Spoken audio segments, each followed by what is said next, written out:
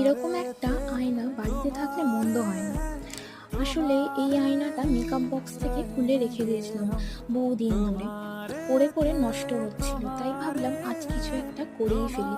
এবং রাখি বানানোর টাইমে এই ক্লেটাও বেঁচে গেছিলো, তাই ভাবলাম এটারই ইউজ করে আজ এই আয়নাটাকে একটু অ্যান্টিক লুক দেওয়া যাক। তো তোমরা দেখতেই পাচ্ছ আমি কীভাবে ডিজাইনগুলো বানিয়ে নিয়েছি। তার মধ্যেও ক্লেটা একটু শুকিয়ে গেছিলো, তাই আমি পেন দিয়ে এইরকম ডট ডট করে ডিজাইনটা বানিয়েছি। এরপর দেখতে পাচ্ছ আমি কালো রং করে দিয়েছি এবং রঙের শেষে হালকা গোল্ডেন দিয়ে টাচ দিয়েছি। এবার তোমরাই বলো আয়নাটা কেমন লাগছে। ভিডিওটি ভালো লাগলে অবশ্যই একটি লাইক করবে এবং চ্যানেলটিকে সাবস্ক্রাইব করতে কিন্তু ভুলো না।